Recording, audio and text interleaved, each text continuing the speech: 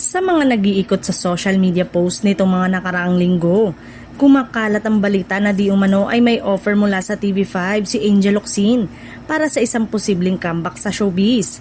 At eto raw ay tinanggihan ng aktres. Agad itong umani ng reaksyon mula sa mga fans na matagal na naghihintay sa kanyang pagbabalik sa telebisyon o pelikula. Subalit mahalagang linawin kung anong opisyal at kung ano lamang ang haka-haka. Sa kasalukuyan, walang opisyal na pahayag mula sa TV5 o sa management ni Angel na nagkukumpirma ng naturang offer. Ang mga kumakalat na post ay kadalasang nagmula sa social media at chika pages.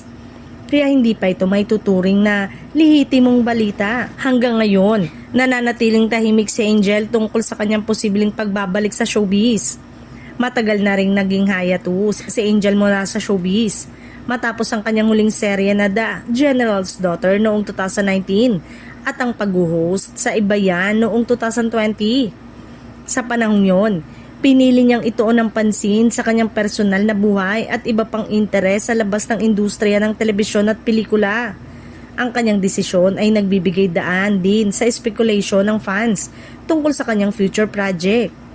Kamakailan lamang, nagkaroon ng social media activity si Angel, partikular sa kanyang post tungkol sa kanyang stepson na si Joaquin Arce. Dahil sa mga post na ito, maraming fans ang nag-assume na posibleng maging simula ito ng kanyang comeback. Gayunpaman, malinaw na ito ay haka-haka pa rin at wala pang opisyal na anunsyo na nagkukumpirma ng kanyang pagbabalik.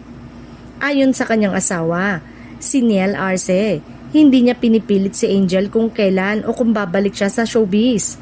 Binibigyang pansin ni Niel ang personal na desisyon ni Angel at mas inuuna ang kanyang kasalukuyang interes, kabilang ang online learning at iba pang aktibidad na hindi konektado sa telebisyon. Ang ganitong pananaw ay nagpapakita ng suporta sa desisyon ng aktres na manatiling pribado at tahimik sa publiko.